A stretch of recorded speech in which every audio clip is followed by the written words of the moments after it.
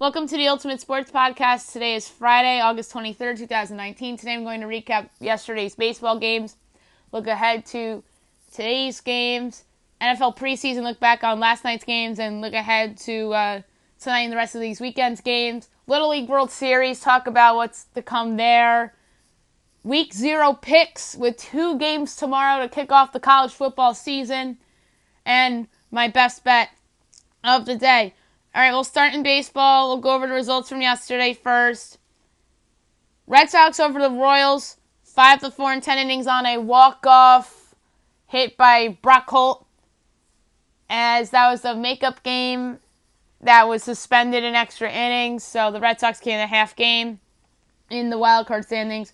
Cubs over the Giants, 1-0. The Cubs with a big win go to 69-58, the Giants 63-65. Kyle Hendricks the win, Jeff Samardzija the loss, and getting the save for the Cubs his first of the year, Rowan Wick. The Rays defeat the Orioles 5-2. This was a game that was in a rain delay. Tampa 75-54, Baltimore 41-87. Oliver Drake gets the win for the Rays. Miguel Castro, the loss for the Orioles, and Emilio Pagan gets the save for Tampa. Asher Wojciechowski, 5 innings, 4 hits, 2 runs, 2 walks, 2 strikeouts, ERA 4.67. Ryan Yarbrough, 4 in the third inning, 3 hits, and a run, no walks, 5 strikeouts, ERA 3.29. Nats over the Pirates, 7-1. Washington is 70-57. Pittsburgh 52-75. Hunter Strickland the win. Stephen Brault the loss. Max Scherzer in his return, 4 innings, 4 hits, and a run, a walk, 3 strikeouts, ERA 2.41. Brault, 6 innings, 7 hits, 2 runs, a walk, 4 strikeouts, ERA 3.98. Mets over the Indians, 2-0. Game ended after 8 innings because of rain. A huge series sweep for the New York Metropolitans. They are 67-60. Cleveland 74-54. Noah Syndergaard the win. Aaron Savali the loss. Paul Sewald the save.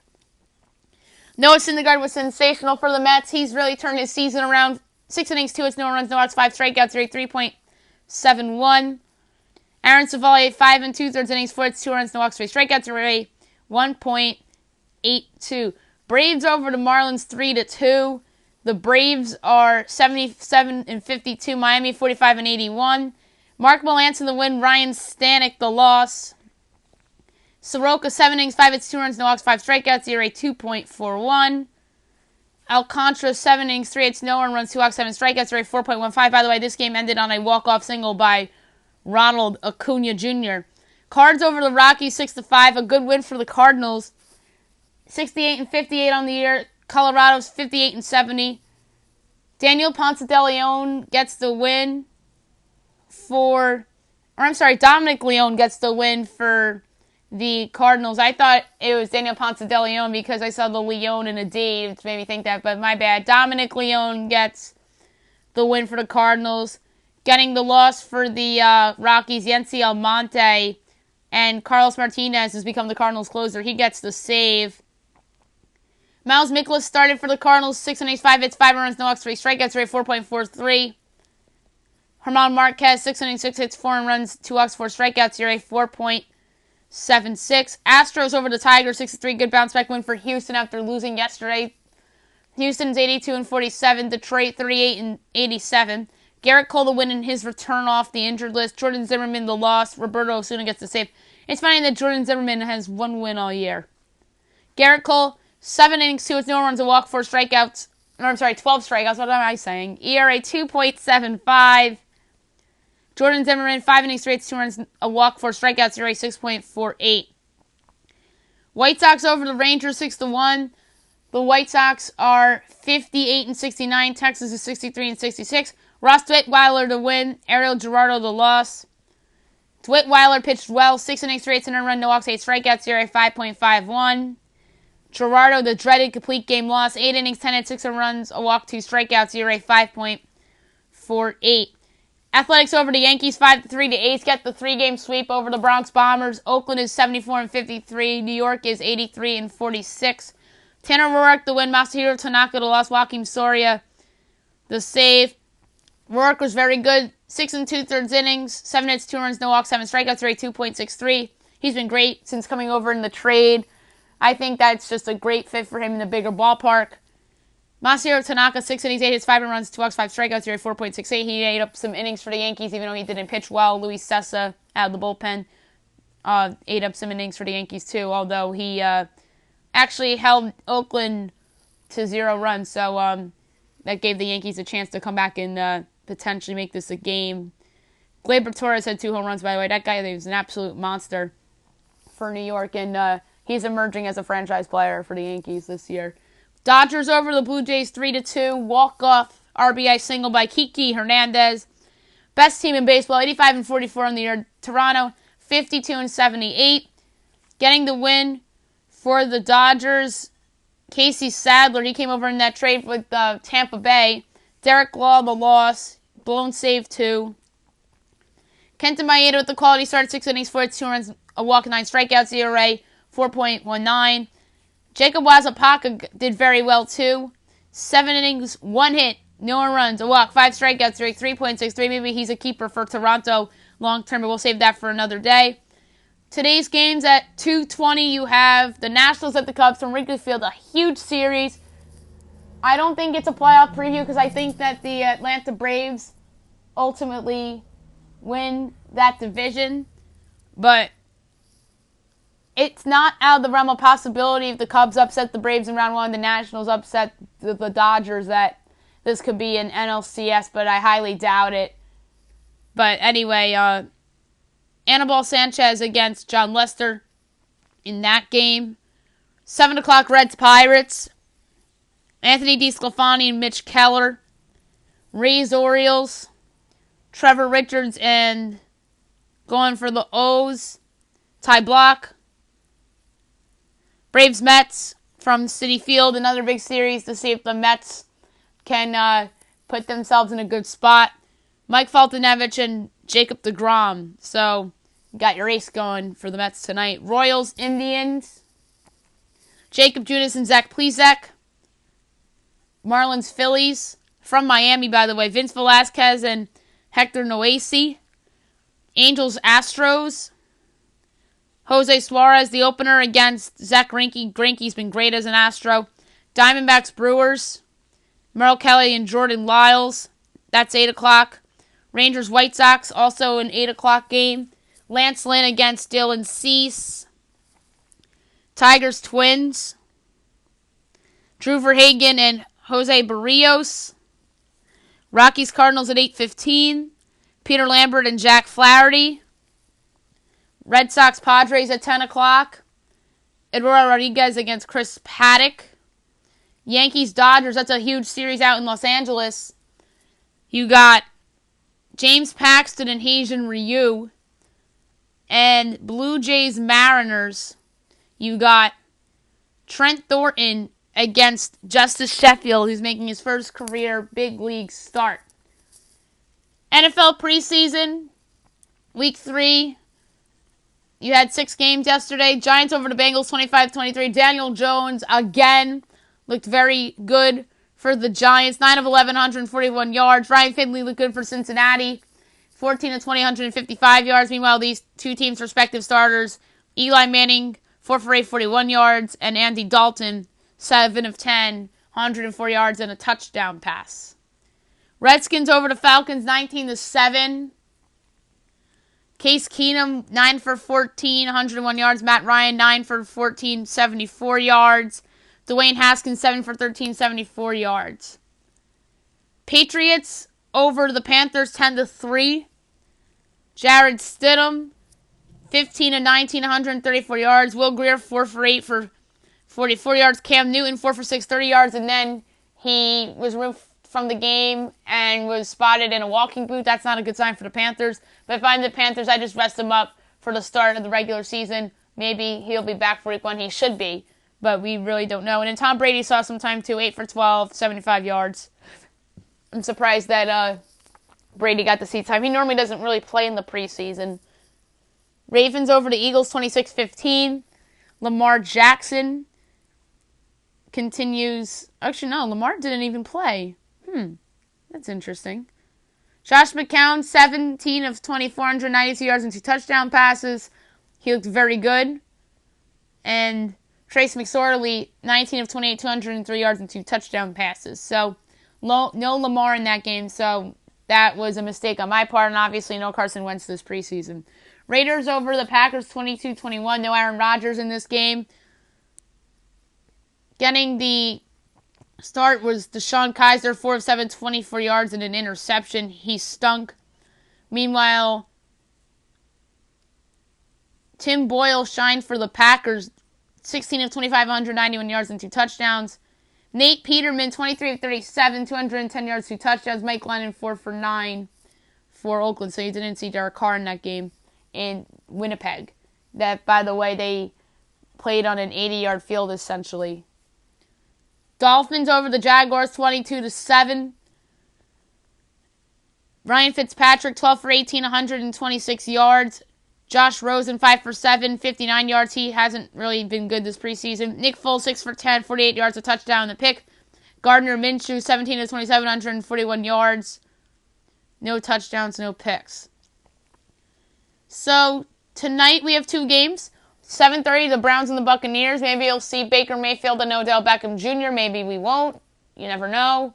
Nick Chubb, will we see him? And then, flip side for Tampa, Jameis Winston's had some moments in the preseason. He, in my opinion, certainly had a better preseason than Marcus Mariota of the Titans. Both those guys, in my opinion, are 2 guys that are under some pressure this year.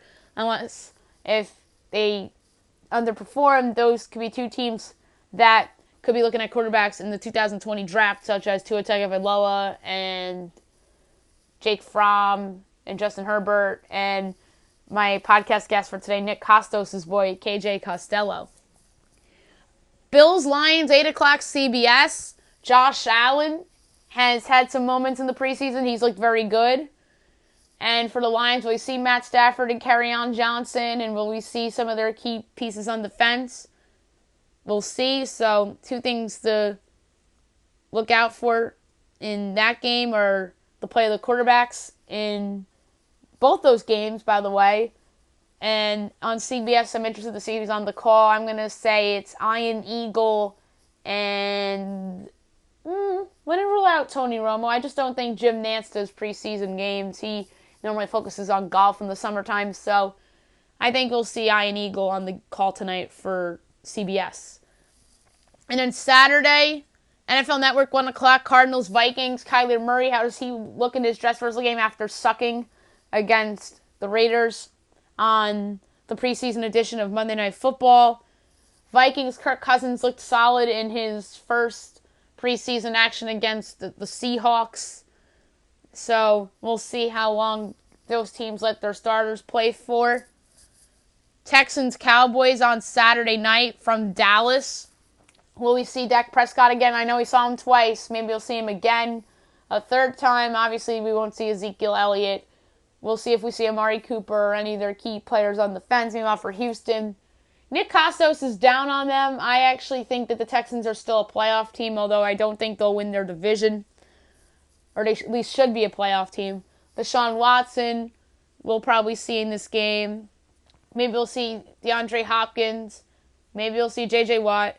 Bears, Colts, 2 good teams, obviously, in different conferences. Mitch Trubisky, will we see him finally? I know we won't see Andrew Luck. We probably won't see him until the regular season at some point.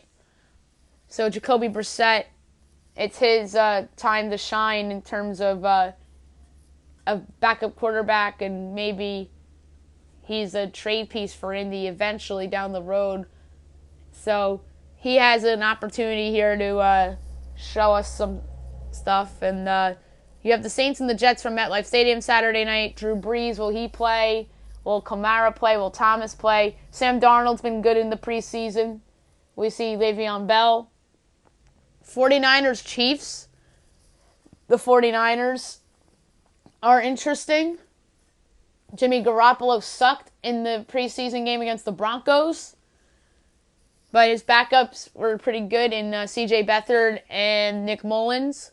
We'll probably see more Beathards and Mullins in this game than Garoppolo, because I just think they want to see Garoppolo survive a preseason game without an injury, at this point. We'll probably see a little bit of Patrick Mahomes in this Chiefs game.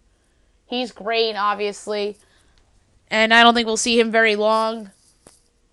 Broncos-Rams is an interesting one. This is the fourth preseason game for the Broncos. No Drew Lock, obviously, due to the finger injury. So you won't see him for the rest of the preseason. And there's talks about him being placed on the IR now. Rams, will see Jared Goff. We'll probably see a lot of Blake Bortles in this game, too. Seahawks-Chargers at 10 o'clock on Saturday night. Russell Wilson, we'll probably see a little bit of him. I'm interested to see if we see Phil Rivers. He did not play in the first two preseason games, so maybe we'll see a little bit of Phil Rivers in that game. And then Sunday night, 8 o'clock NBC, Steelers-Titans. The Steelers, to me, will finally see Ben Roethlisberger in the preseason because we have not seen him yet. They've been playing their backups like Mason Rudolph, and we'll probably see a lot of Mason Rudolph in this game.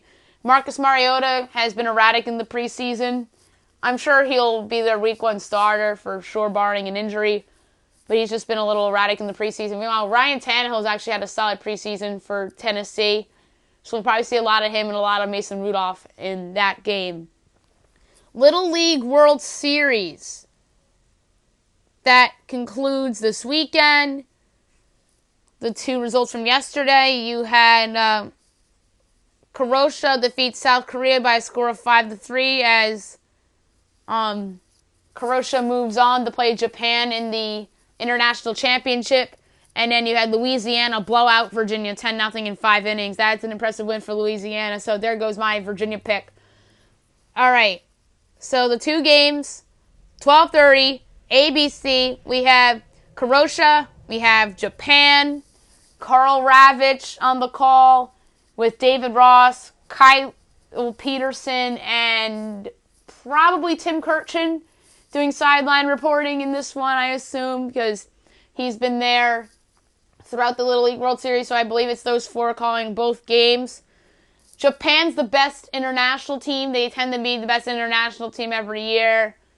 They pitch well. Croatia's had a nice run, but all good things must come to an end. So give me Japan to move on to the Little League Championship game.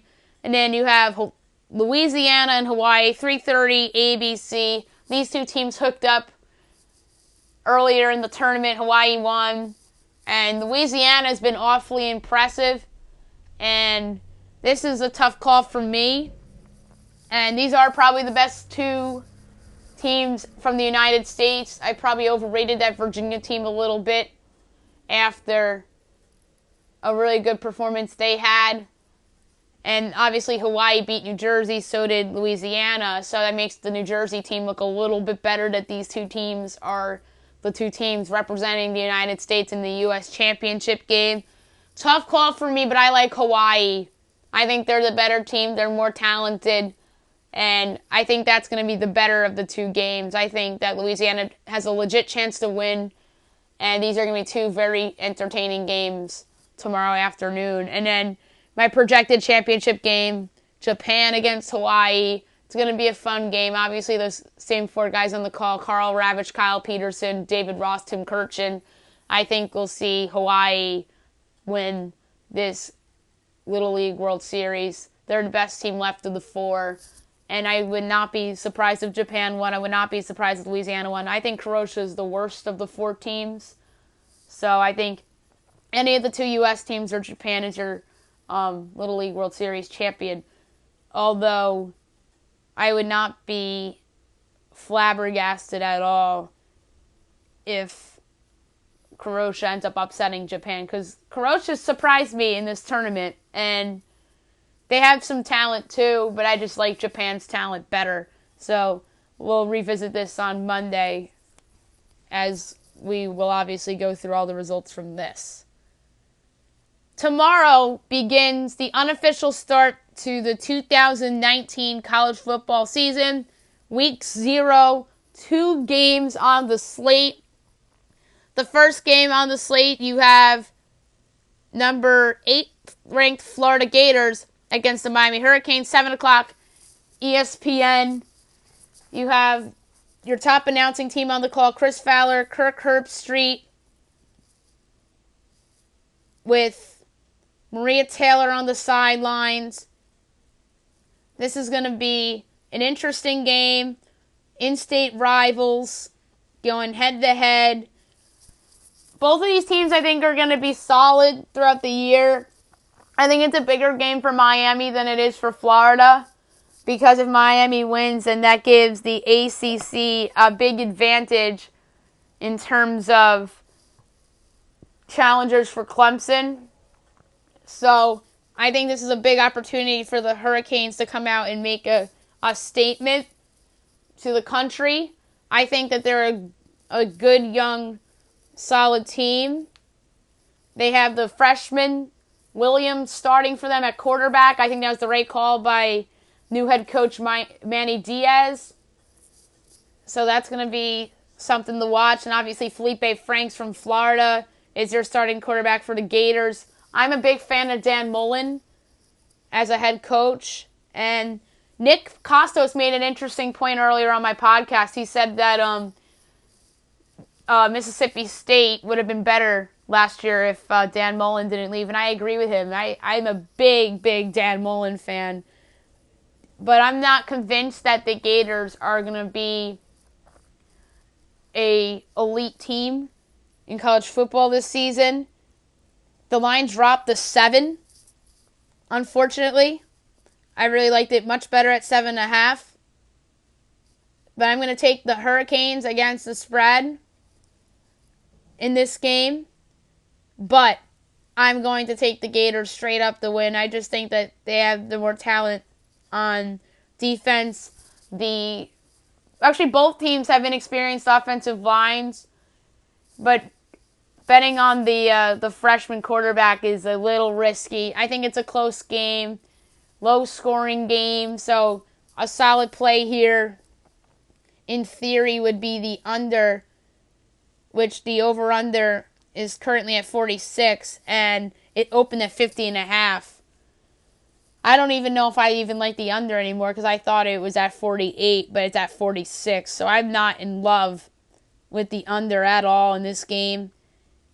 But my pick, I'm going to go Florida to win straight up, but Miami +7 to keep this thing close. I'm going to say this is a 6-point Gators win. I'm going to project the score. I actually think it's going to be a push. I'm going to say it's a 26-20 game, ugly game, a lot of field goals. Both teams have good defenses. And the other thing that's risky if you were to bet Miami straight up like Nick is, I mentioned the rookie quarterback. You have the new head coach too. But I like the more experienced head coach straight up in Dan Mullen. But against the spread, I'm going to go with the Canes because I just believe in their defense. And I just think it's a low-scoring game between these two rivals in school. So, again, Gators win 26-20. The gambling play here is Miami +7. And the other game we have tomorrow night, 10 o'clock on the CBS Sports Network.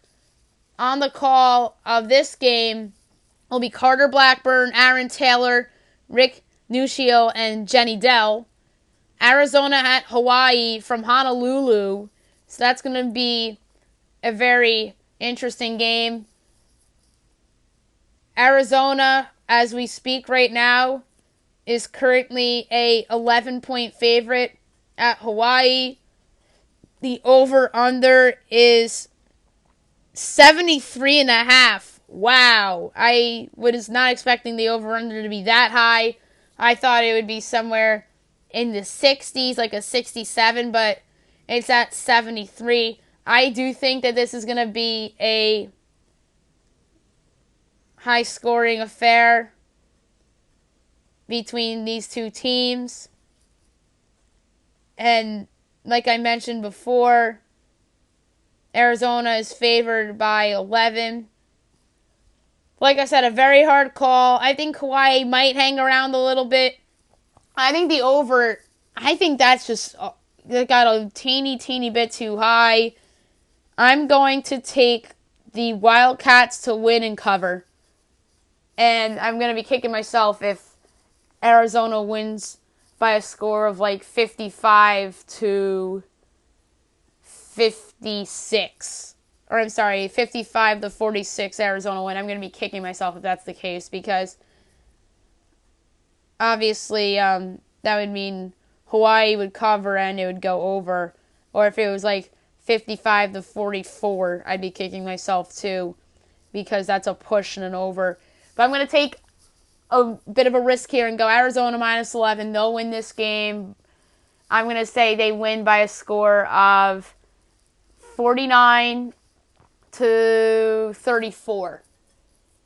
So 49-34. I'm going to do the math here. I'm going to say that adds up to 83. So that would mean the over would go over by 10 points. So I'm going to take Arizona -11 because I think they win this game by double digits. I think Hawaii might hang around, go touchdown to touchdown for them for maybe 2.5 quarters, but I won't be surprised if the Hawaii offense makes some mistakes in terms of turnovers or special teams mistakes. That could be the difference in this game. And plus, I don't mind Kevin Sumlin in this spot, but I really don't trust him when it comes to bigger games. So give me Arizona here to win and the cover, although I love the over in this game as well.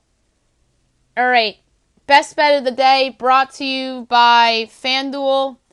I actually hit my best bet yesterday. I'm proud of myself. That was a good hit.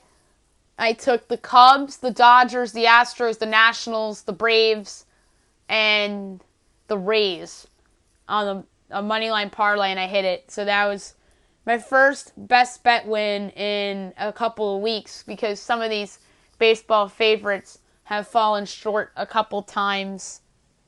So that really didn't help me in my case. Obviously, the Rays lost a couple times to Seattle.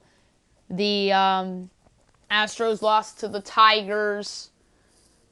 The Astros also lost to the Baltimore Orioles, although that was a Sunday.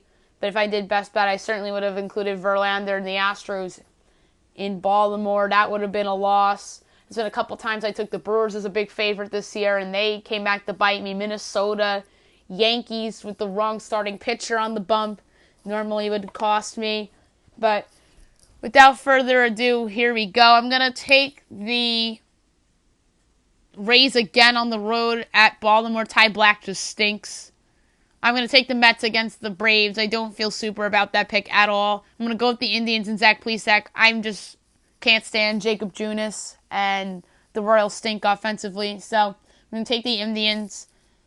I want to take Philadelphia on the road at Miami, but Philadelphia is a team that has not been kind to me when picking them in best bet, so they get punished from me today. I'm going to take the Twins at home against the Tigers with Jose Barrios. I love the Astros with Greinke on the bump against the Angels. The Dodgers have been kind to me throughout the year, but I'm going to avoid them because the Yankees are a good team in their own right despite their starting pitching issues. The Texas Rangers are a team that I like to bet sometimes on this, but I'm going to avoid them because they're on the road, and Lance Lynn has not been really that good since the All-Star break. I like Jack Flaherty and the Cardinals at home against the Rockies. Jack Flaherty's been amazing. And that's it. So 6 teams. Again, Rays, Mets, Indians, Twins, Astros, Cardinals. Plus 744. I'm going to wager $2.01. Yes, I know that's an odd number. Payout would be $16.97. That's it for the podcast today. I'll be back Monday recapping NFL preseason, college football week 0, baseball from the weekend, and obviously Little League World Series 2, and look ahead to the baseball games for Monday night. I'm going to do guest the lines for week 1 college football. A lot of guests are going to be on next week as we start to preview the NFL season a little bit, and college as well. Probably Derek. I'll probably have Steven Liberman on. My buddy Doug Saravo, my buddy Jeff Burns, who I had on after the baseball trade deadline this past month. So a lot of fun and interesting guests. Maybe I'll get on Russell Baxter. Maybe I'll get on my friend Carly, who's a big Giants and NFL fan herself, who's big into fantasy and stuff, so maybe I'll get her on. Maybe some other surprise guests throughout the week and whatnot. Check out my podcast with Nick Costos from earlier today as we went through our favorite over-under picks in both college football and the NFL. And we went over some Heisman odds, college football playoff national title odds, NFL Super Bowl and MVP odds as well. So I hope you guys check that out as well. Hope you guys have a great weekend, everybody.